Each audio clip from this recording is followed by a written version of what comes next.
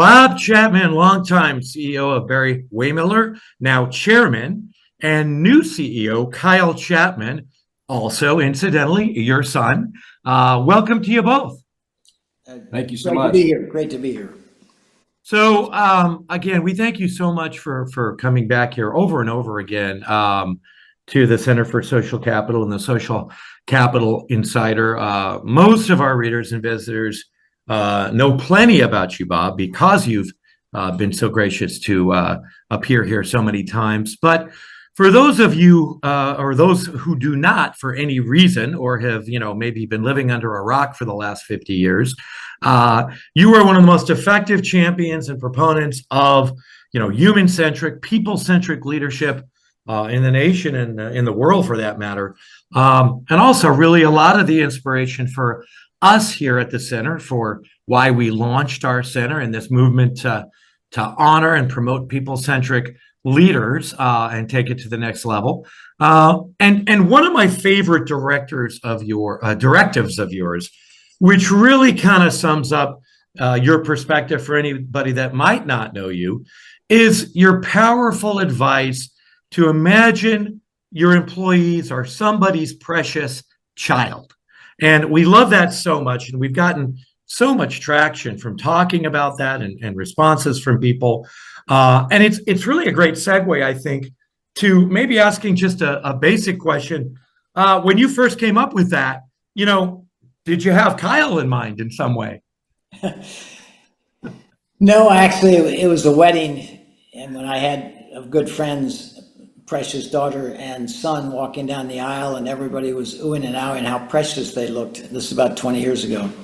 And again, as you know, through my revelations, these thoughts just come to me. It wasn't a book I read, it wasn't a mentor, and sitting at the wedding and watching, just observing the ceremony and the awe of the crowd. And I looked at that young man and lady and I said, and again, just thought, oh my God, that is somebody's precious daughter and son that we are worshiping today in terms of how wonderful it is they're coming together. All 12,000 of our global team members are somebody's precious child, which eventually led me to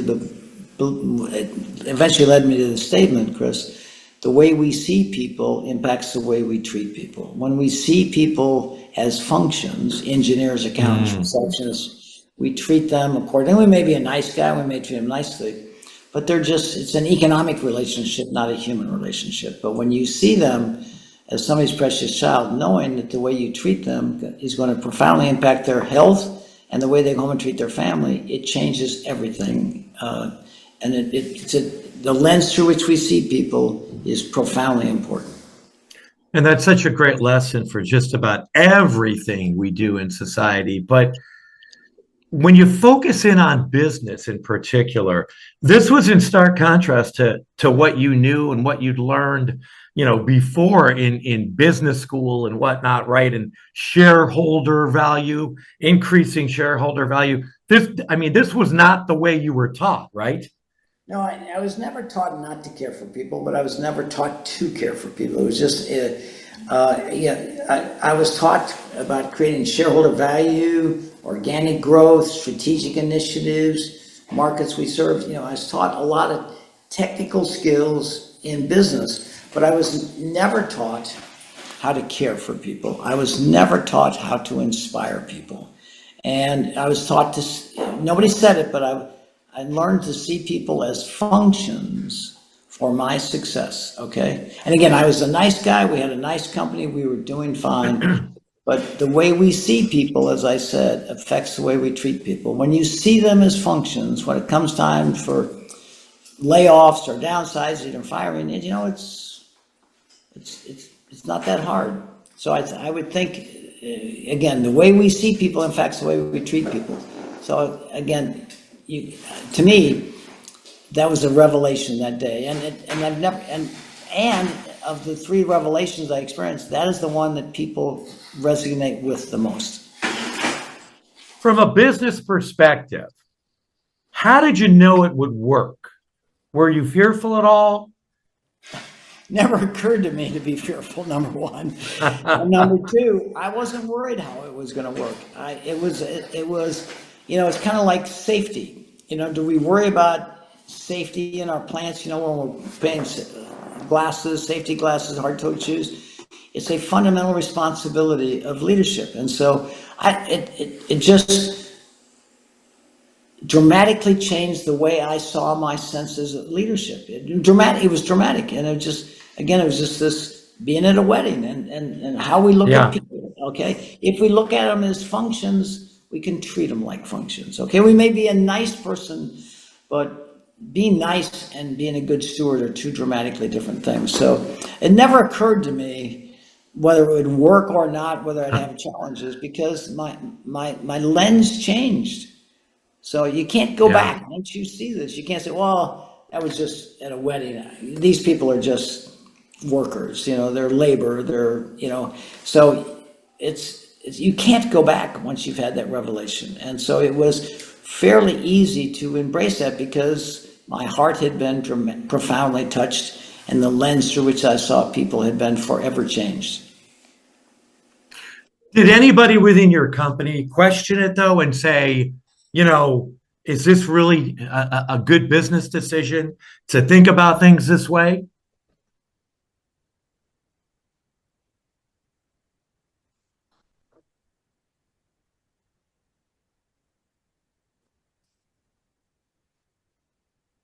Yeah, we may have lost you. It's a little bit like they knew how to contribute to it because it was the road less traveled. It was not a road anybody had been down. So it seemed good, but they didn't know how to do it. So that was evolution where we started a university to teach these human skills, to change the lens through which we see. Uh-oh. I think we're losing Bob. I think we just lost him. Hold on one second. Let me see if I can Sure. call him.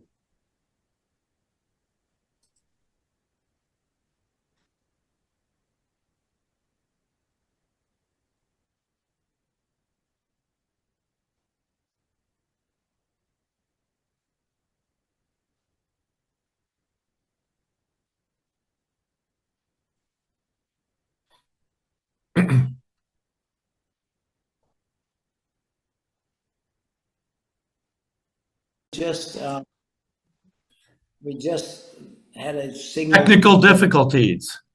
Yes. So I would say to you, nobody really debated it because it's, again, caring for people, nobody's really going to debate that with you. And I don't remember my board, but nobody knows how to go from using people to caring people. It was a bridge nobody had been across.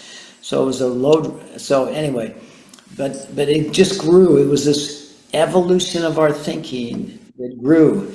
And again, in all my speeches, 300 speeches in the last 5 years around the world, nobody debated. And that's the thing people remember the most.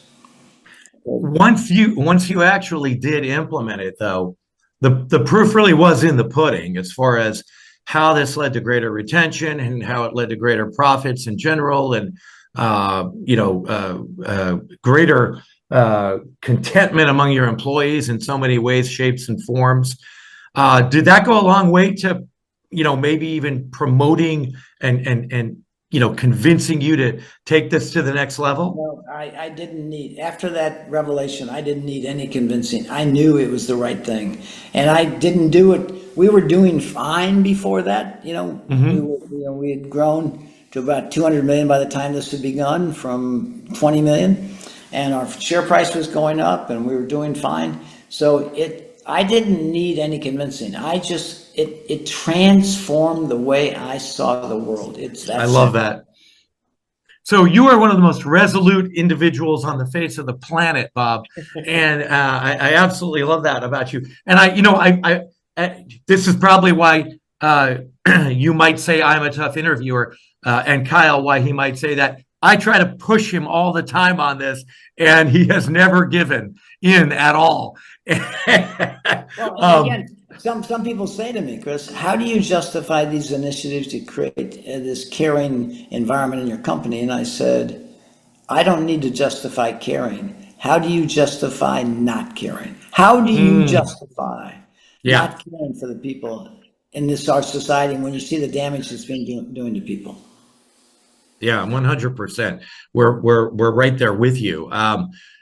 And it's kind of a wonderful segue into Kyle as well. And Kyle, what was it like, first of all, growing up with a dad this resolute about this kind of thing?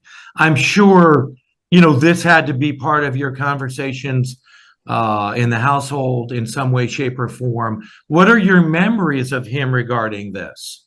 It's interesting, Chris, because one of the things is for most of my childhood, Barry-Wehmiller was in a tough place, right? So up until the late 80s, it wasn't something that we were talking about much over the dinner table. And it was what I would say, but in those days, what I remember is my dad was resolute in growing the business, learning from his experiences, and changing the outcome that he had inherited. So a broken business with no future, changed it from 1987 on into a business that pursued balance, a robust business model, and could create enduring value. At the time, in the late 80s and early 90s, it was really about doing well with acquisitions, creating a good business, and driving return on capital employed, or EV, or kind of what we had as EVA.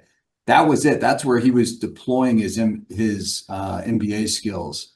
It was in the mid to late 90s that he started having the epiphanies that are in the book that started him awakening to a new level of leadership, right? And so that's when I started getting influenced by him. I graduated University of Virginia in 2001, and I was in private equity. So I was doing exactly what my dad didn't want this world to be doing, which is private equity. So I would get a lot of snarky emails and stuff, but he was always very supportive of where I was going because of how you learn things you can learn. But he started showing me, hey, look what we're doing here. We've launched these guiding principles of leadership, et cetera. So I'm doing this on the side in the East Coast. He's building the organization. And it came to a point where he felt so passionate about scaling this message. That's when he really started talking to me about it. In fact, that's when I was invited to come into the business to help blend the best of private equity with his truly human leadership, to show there is a humanistic way to go out and invest and build businesses and drive value for all stakeholders, not just driving IRRs, et cetera. And so honestly, we didn't talk much about the business, Chris, growing up, and no family worked for him. So that wasn't even an option. So, I would tell you, he showed up every day. He showed up as a dad. He came to every sporting event he could. And there's nothing greater as a kid, kind of growing up like that, because in fact, I was his precious child and he lived that way. So though wasn't the beautiful girl being walked down the aisle, there was probably an element of, hey, I don't want my kid to be treated like this in the workspace. So. And I love that. And I also really love the explanation of, how you came into the business from a totally different perspective, right? You're working in equity. And what was it like to be seeing how then his company with these humanistic values was suddenly scaling and succeeding at such incredible levels? There must have been some kind of an epiphany in you at that point as well, right? There was. So keep in mind, I came back and helped start this in October 2008. So there was a lot going on in the world right there. What was interesting is when we're sitting there talking about so we haven't invested in anything at that point in time, so I had nothing but time on my hands. And so I was involved in a lot of the discussions around what to do during the Great Recession. And the fact that that Barry-Wehmiller used its guiding principles of leadership, its cultural statements, as the lens through which they made every decision, instead of hurting a very, kind of a few employees, how do we get through this like family? That was the lens through which every decision was made. And so that woke me up to the opportunity.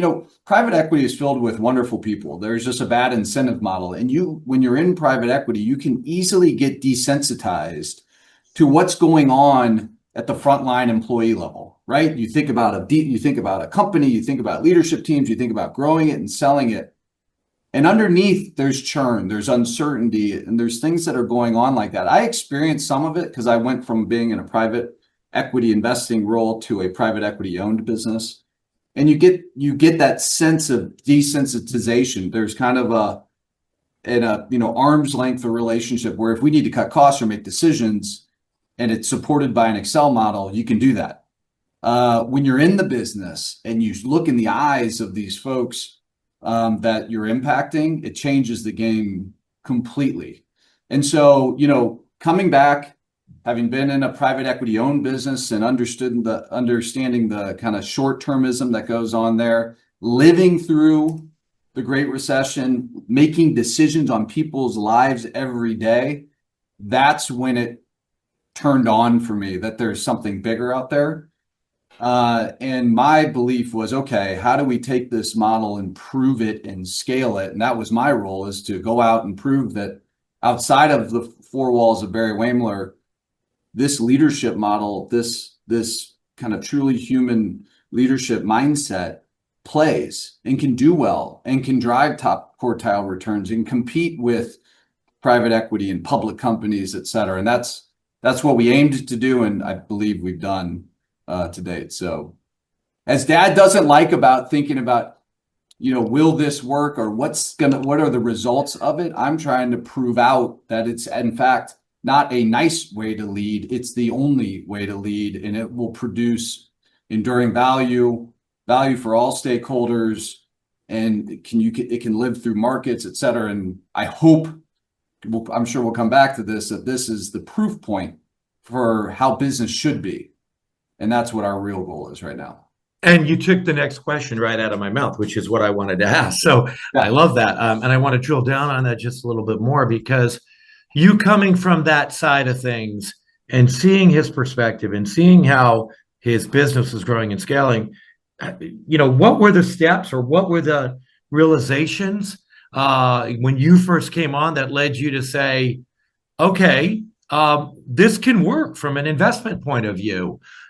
We can maybe, we can have a different perspective. What did you see and what did you do? Well, you have to keep in mind, from 1987 to about 2008, my dad only bought distressed businesses and turned them around on a dime.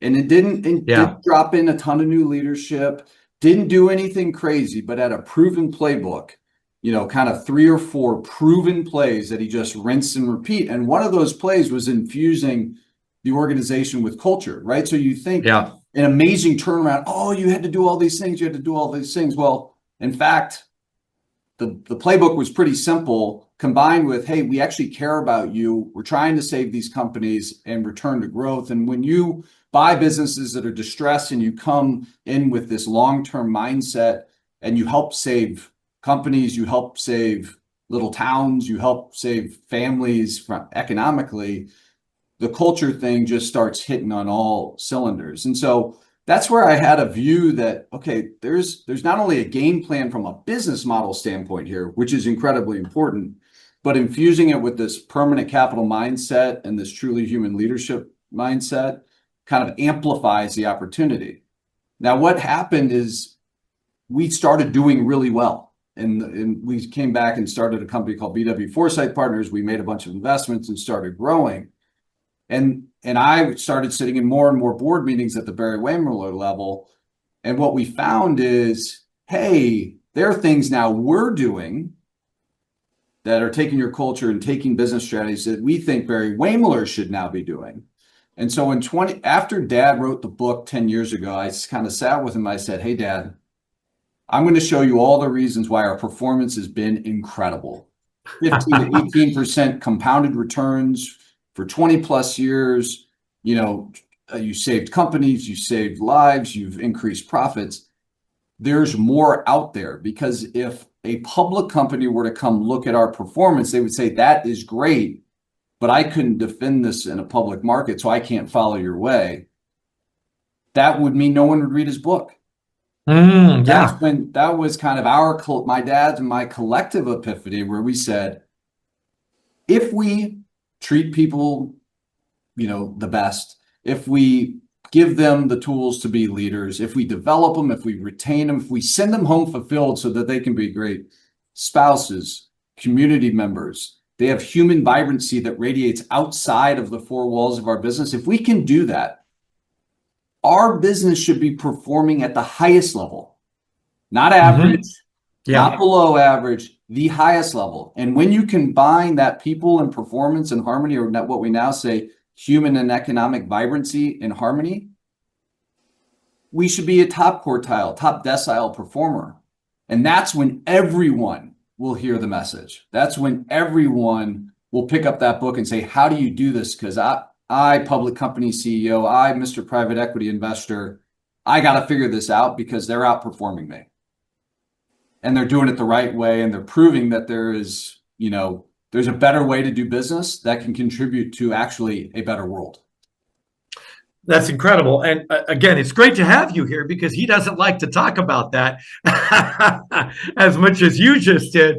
And it's spot on because that's one of the reasons why, it's so incredible to look at the growth of Barry-Wehmiller and how it grew because, it's one of the things we say all the time when we get, anyone doubting what we talk about, people-centric business, and they say, okay, well, yeah, but is that just being nice? No, it's not just being nice. And, hey, I come from a perspective where I really believe we should all be nice. And that's the way we were meant to be as human beings. But it's what works in business. And you go back to, the Wayback Machine and you start talking about Adam Smith. And, he wrote a book called The Theory of Moral Sentiment. And, he opens that book up by saying, no matter how selfish man may seem to be, what he desires most is to see the betterment of others.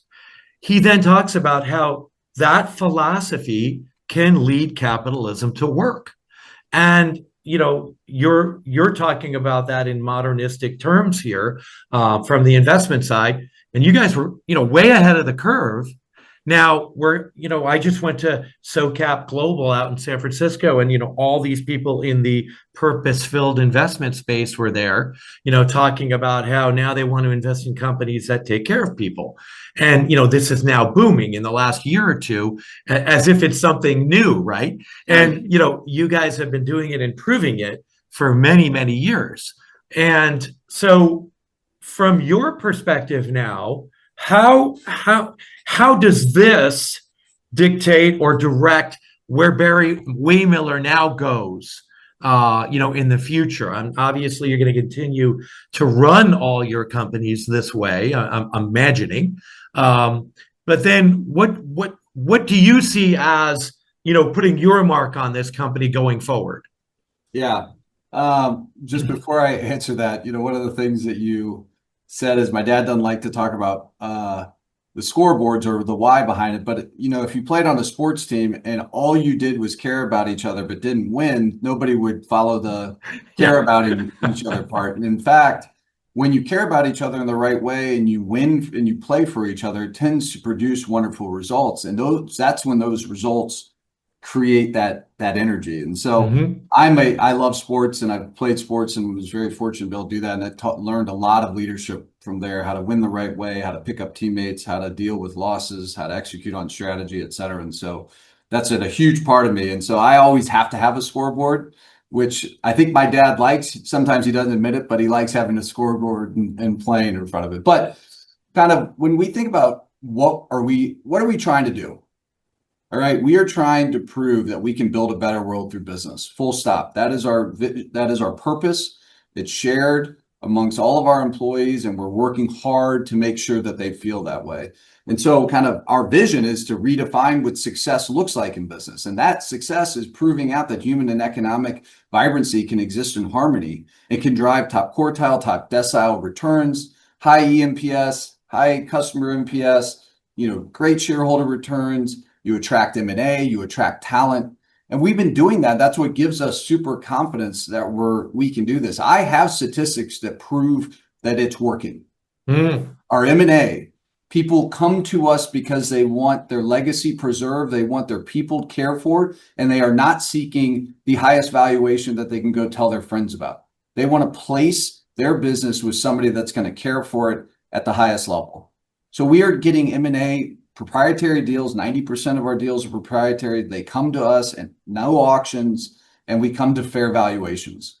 And so, I mean, and we have tons of examples like that. I've got talent coming to us because they want to be a part of something bigger than themselves. They've been at these academy industrial businesses or high private equity folks, and they want to come and do something different and prove there is a better way. And so I have all the evidence and statistics. We've measured it. It's there. It's working. Are we hitting it on all cylinders? No, it's a continuous journey. We're going to be doing this for a long time, and we have a lot of self-work to do. And so what we're trying to prove out, again, is that, this human and economic vibrancy, they both have to work together in harmony. And you notice we don't use the word balance, because that would suggest if our kind of profits went out of balance, we'd have to take it out on people. We view it as a flywheel, and one feeds the other. And so our goal is growth. Growth will create influence. Influence will drive impact and allow us to redefine success. But the good news is, because of platforms like this, we aren't trying to keep it inside of our four walls. We have outreach programs where we're going into communities and teaching them our leadership fundamentals. We're trying to redefine what business education looks like and how it's taught, right? My dad talked about, he was learned about strategies and finance and shareholder return, et cetera. We're working with a number of universities to figure out how to redefine the curriculum to have this human and economic vibrancy and harmony, and not learning these kind of siloed pillars. And we also have the opportunity to continue to teach ourselves. So we have a university where we're trying to teach what it means to be a leader in Barry-Wehmiller and make sure we're equipping them with the tools. So all of these things we're doing together, again, around a shared purpose of building a better world through business. Chris, because my dad's epiphanies, because of understanding the wedding story and more power over people than certain religion, et cetera, Barry-Wehmiller has a unique opportunity in that we affect all the pathways to human flourishing. Work, family, religion, community, et cetera. All of those things are influenced by us. Why? Because people spend 100,000 hours of their waking life at work with us. And most businesses are sending people home not feeling cared for today. If we can just send them home with a sense of vibrancy and fulfillment, just think how that's going to go into their home when they come home, or into their church, or into whatever community service they do. If they are going there fulfilled, feeling vibrant and energized, the knock-on effect of that is huge. Yeah, absolutely. And I want to come back to a couple of things you talked about, but Bob, I want to ask you, obviously when a CEO makes a decision that they're going to step down as CEO, continue on as chairman, but step down as CEO, they have an incredibly important decision to make, right? Which is, who is going to follow in my footsteps? Obviously, Kyle's your son, but you're a business person. What was it about Kyle and about what you felt he could do and was going to do that told you he was the right person for this? Well, that's a good question. Going back, when I was in public accounting, I got involved in auditing some private companies, family-owned companies. And I saw a lot of dysfunctional behavior, with my uncle ran production and my brother's sister ran insurance. And I saw that, and it bothered me. It just bothered me that these relationships determine positions. So when I joined Barry-Wehmiller, my dad invited me to join, I said, Dad, and he thought about maybe my sister's husband might join us, etc. I said, Dad, if you want to invite other family members, that's up to you, but I don't want to work for a company where people have their positions because of family. So he agreed, and we set up, and I created a rule that no family member could work in the business because, and for decades, Kyle went to college and got in Bank of America, never thinking he'd ever work for Barry-Wehmiller and the rest of my kids and my sister's kids, et cetera. Because I just didn't think you could, I don't believe mixing family and business is good. In many cases, I've bought many of those companies where second generation tried to run them and it didn't work, okay? So I felt like, A, I wanted to work in a professional environment because I came out of Pricewaterhouse, and B, I didn't want to assume that any one of my kids was going to be able to do that, And so I had a directive to our directors that if something happened to me, they should sell the company. They should find a good steward. And Oh, sell. wow. Okay. And then I happened to watch Kyle in his career at the University of Virginia, then at Bank of America, then Sweat and Crawford, and I thought, and I started working together. And when we decided to create this kind of hybrid equity model where we would take Barry-Wehmiller's strategies and proven concepts, as well as what Kyle had learned in private equity, and blend them together to create, a unique model that Kyle was an ideal candidate to do. We were fortunate to have a fabulous director named Chet Walker, who Kyle had worked for at Bank of America. And I said, Chet, this is going to work, but I want you to set it up, and I want Kyle to report to you. I don't want my son to report to me. I want him to feel like he's got an independence. So Kyle joined in 2008. He's been working with Chet Walker for decades, who we worked with, for 10 years before. So that was just important to me. But it became clear to me in the last, I would say 10 years or so, that Kyle had the unique qualities to actually, and I actually saw this in another major company in St. Louis, where I saw the father and son working together, and the father had a brilliant idea, started a company, probably got it up to 2 billion, and the son came along and took it to 30 billion. Okay. Wow. And because so I always say what got us here may not get us there. So I saw Kyle exhibit these qualities, embrace the things we were doing, observed him as he was building Foresight Capital. And it was very clear to me that he had the ability to take it beyond my ability, which is what I saw in this other major St. Louis company. So it was only a matter of time that I felt that we would make this transition. My dad, unfortunately, the night in October of 75, we went out to dinner because he and my mom were leaving the next day for Australia to visit with our joint venture. And he said, Bob, you're kind of running, I'd been there 6 years. He said, you're kind of running the company. When I get back, I'm going to make you executive vice president. I thought, great, that's fine. Well, he died the next day, and he never my gosh. did that. So I said to Kyle, I don't want to wait until something happens to me. I want to acknowledge that you are ready for this role to take this legacy on. And he wrote, 15 years ago, he wrote a phenomenal note after he had just joined the company about what it felt like to work together. And then when he was promoted to president, he wrote a note that would make you cry in terms of and I didn't ask him right now. He just said, I'm going to embrace this legacy. I'm proud we get to work together. It's a gorgeous note that we have framed in his office, okay, about his stewardship of the legacy. So we're very blessed to have an immensely talented individual, more talented than me. I mean, I got here with my kind of eclectic behavior, but the company is ready for the next generation to take it where it needs to go and it's capable of going.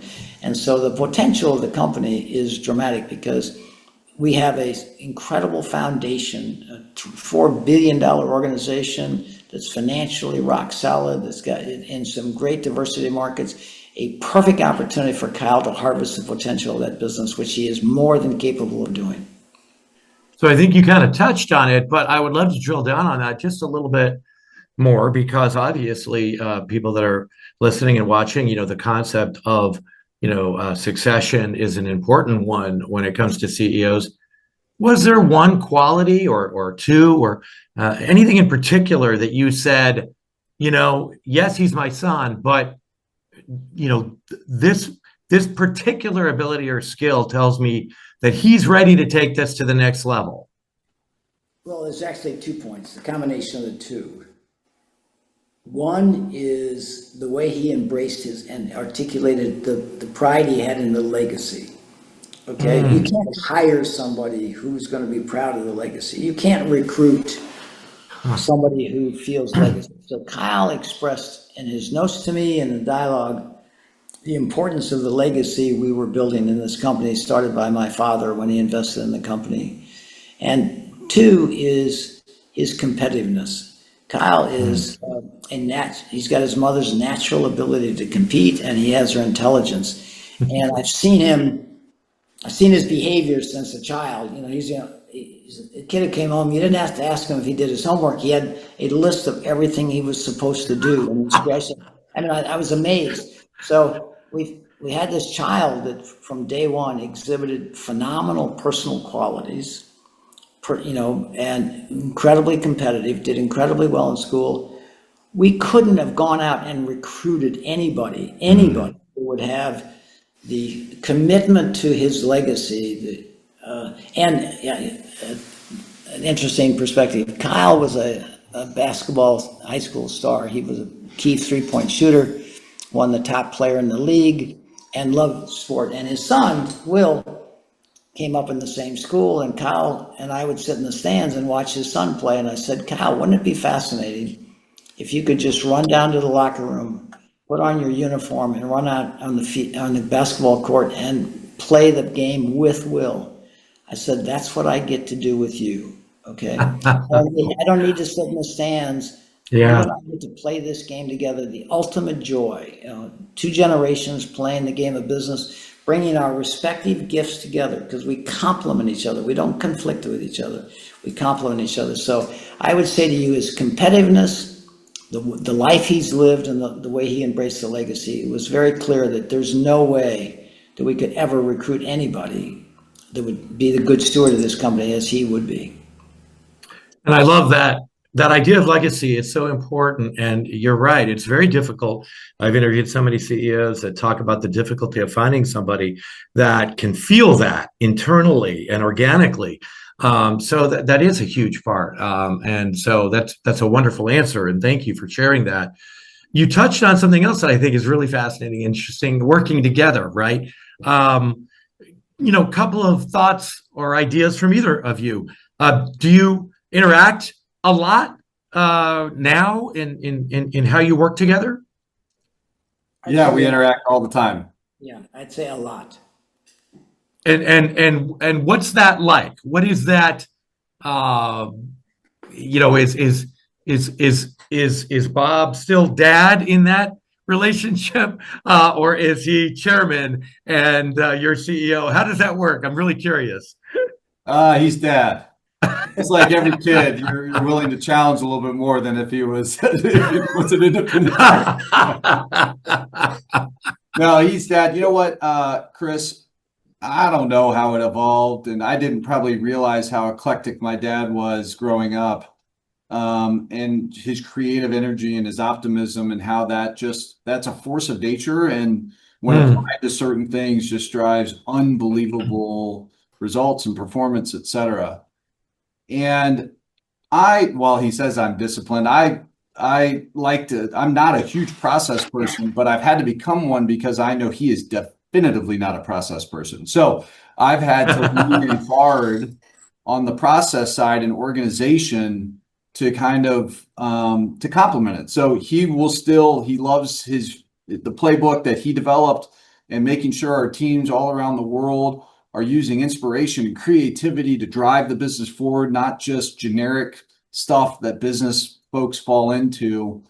And then I kind of try to help make sure that's directed into the strategies that we're going, but also make sure that it's proving out the results, like it's doing the intended results that it has. So, everybody knows he has everybody's cell phone number and email, and that he can call him on any given Sunday to talk about whatever he wants. It looks like we lost him again. But Hold on real quick, would you? yeah, Because yeah. Yeah, I've just found the way we lead together, I lean and try to fill in gaps that he's had, either in terms of he didn't have a leader that did that, or a mentality in terms of process, or kind of metrics and measuring, making sure all these great playbooks he's developed on the back of a napkin and have literally driven material value can be replicated and scaled. So my dad is so unique in the way he ran the business. He was like this inspirational kind of butterfly going and just flying all over the place and spurring up inspiration and results and creativity. But when you become a $4 billion organization and 12,000 team members and operating all around the globe, Yeah. that doesn't scale. And the beauty of what Dad realized is he realized it didn't scale. And he started allowing the company had the grips on driving the organization. He started saying, okay, there may be another way. And he likes to say, what got us here may not get us there. I don't want to ever let that take away from the playbooks he developed, the results he drove, the team members he developed, the leadership team he had. That's why he didn't ever think he needed family. He had an incredible team, incredible board that helped guide him all this way. But he started seeing, okay, there might be another way of thinking about certain things, another way of approaching things, another way of structuring things, maybe becoming more innovative along with our acquisitions. And so we went from gut feel to trying to kind of take his creativity and put a real playbook around it that's more deployable. And it's been working. I mean, since 2008, we've grown by 4 times. Wow. So Wow. And I think the combination of what we've been doing over the last, 10 years together has really we're still not where we need to be, Chris. I want to make sure that's clear, but we are well on our journey now. And it's this unique combination of Dad's inspiration, keeping us grounded, making sure that everything we're doing is in the lens of caring for people. And I'm trying to bring in, listen, performance is caring for people because you have to have a great business model that can endure all economic times so that you can care for people in good times and bad. And he has embraced that. And again, I think that's going to be the legacy that goes forward and what drives his book to be a required business education textbook, not a nice to read if you want to be nice to your people. And so anyway, that was a longer answer than you were probably looking for, but I think we complement each other well. We have a lot of fun doing it together, and our team members have responded well to kind of our 1-2 punch. Yeah, and no, I mean, trust me, that's not too long. I wanted to hear all that, and I think all of our readers and our viewers want to hear all that because all that those ins and outs of the relationship and how it works to better the company are not just key to working with a son or a father, but working with whoever succeeds you and finding somebody that can really respect that legacy and complement and bring it to the next level. And when you think about bringing it to the next level, and you've talked about some of this before, you've got the numbers, you've got the performance stats to show this.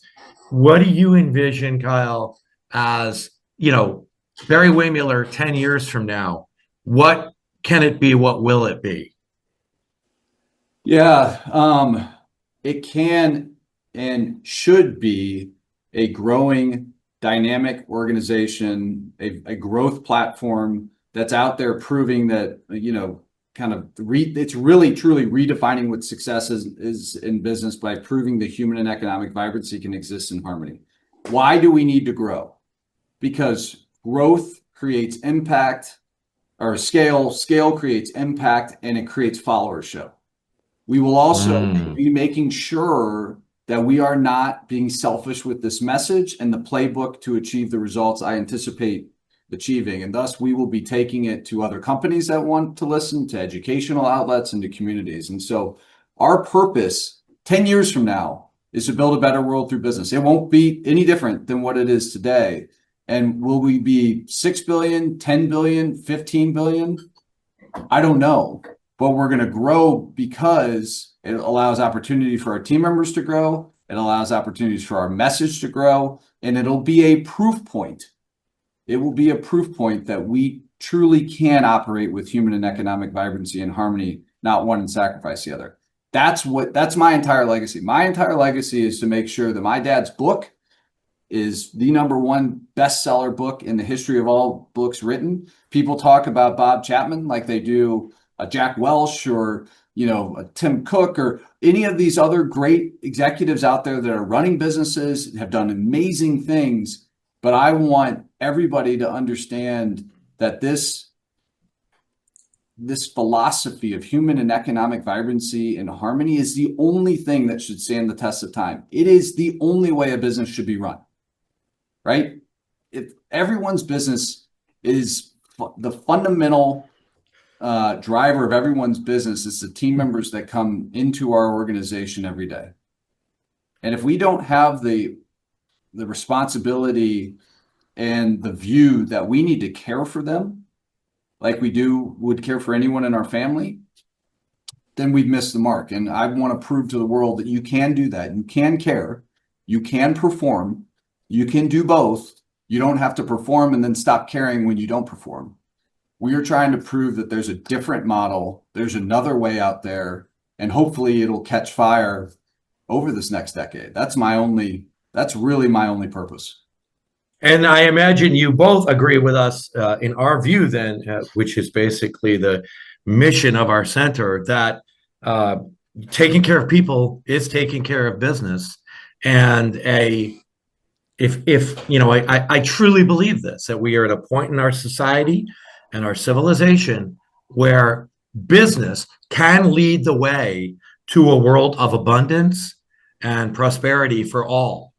And that is achievable, I think, in our lifetimes. I think you would both agree with that, wouldn't you? Absolutely. Yeah. Well, Yeah. and you shouldn't have to justify caring. It should be a foundational responsibility of leadership. It's not something you should justify. And again, people say to me, how do you justify that? And I said, I don't need to justify caring. How do you justify not caring? Okay. How do you justify knowing that the way we treat people impacts the way their health and the way they go home and live? How can you do that? So it's pretty easy for me, Chris, to embrace this because it's so natural. The problem is, Chris, people can justify not caring. Restructurings are rewarded. Layoffs are celebrated when you need a boost in your stock price, right? Unfortunately, the opposite is celebrated. So we do need to celebrate. This is my dad. He's right. You shouldn't need to justify it, but we need to justify it. And that's what we're doing. And I love this little dynamic that just happened because, Kyle, you're more from my generation, obviously. And, Bob, you're a little more from my dad's generation. And my dad was one of the greatest salesmen in the world, very successful.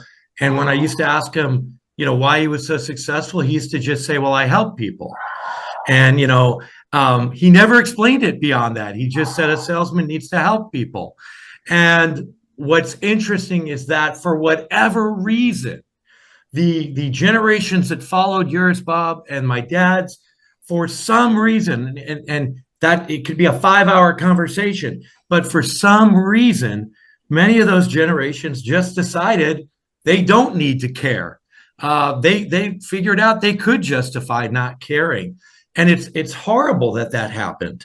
But for whatever reason, they do need to see why we should care, not just from a perspective of, my God, how can you not care? You got to be a human being. You can't be a human being and not care.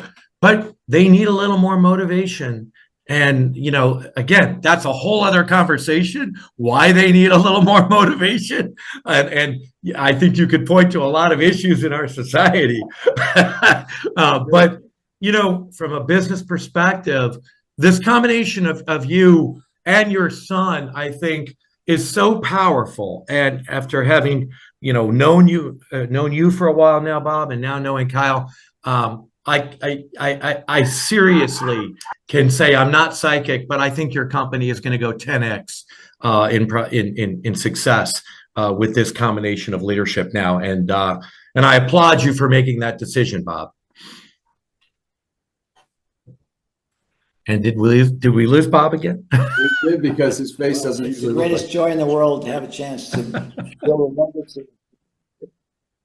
Dad, we lost you for a second. We love the authentic aspect of the interviews that we do. And so we are going to wait for a minute for Bob to come back. Perfect. Sorry, Chris. Hey, Chris, one of the things I'd say to you is there is no greater joy than the opportunity to work side by side with your son. There is no greater joy in the world. And to believe, and I always say to my grandkids, you can be, I can't be with you forever, but I can be in your heart forever. And so what we have here is a case where Kyle and I have had this 17 years to work together to bring, to bring his talents, his generational skills into the company and now take it to where it's intended to be. So our goal is not monetary. Our goal is to be a symbol in the world of healing, that how business could be a force for good if we simply cared about the people we had the privilege of leading.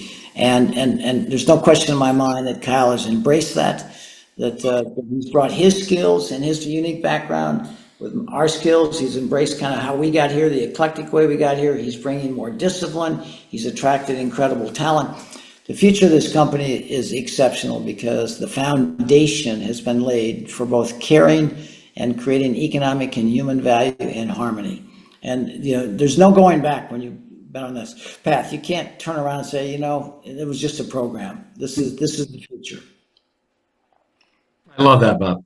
And hey, Bob, Kyle, thank you so much for taking the time to not only share your thoughts, your ideas, but to share your relationship, which I think is such a powerful proof of so many of the things that Bob, that you've talked about over the years. Just observing it in your own family, observing it in the way that you guys work together. It's such a big proof that human focused business works, and everything else you've shared. It's been so extraordinary. We look forward to talking to you more in the future as well, Kyle, and you, Bob, again. And thanks again for sharing such incredible wisdom. I want to remind you, though, that it's much more than just caring. Because, as parenting is much more than just caring. A robust business model is the foundation. We can't be good to our people. So I don't want your audience to walk away with the feeling that it's just about being nice to your people and caring. It is actually making sure you have a good business model so your people feel safe and that you care for them. And that's one of the ways you show you care for them. You want them to feel they have a future in your leadership. So our business model is a critical importance of our stewardship of the lives entrusted to us. And the expanded version of what that means, taking care, right, is being a good steward of your company and the people that are depending on you. You've got to be a responsible steward. And so, again, that gets back to that whole aspect of, the performance. The performance is key to being able to consistently deliver, for your people. So in spite of the fact that you don't want to talk about it that much, Bob, I'm glad you finally said that. Thank you for your interest in our message and sharing it. Your articles have been spectacular, and we want to awaken leaders in this world as we are working every day to a higher calling of leadership, which is the power of business to create human and economic value and harmony. Thank you, Chris. Oh, you're very welcome. That's the perfect punctuation. Thanks so much, Bob and Kyle, for being here. Thank you so much, Chris. Okay.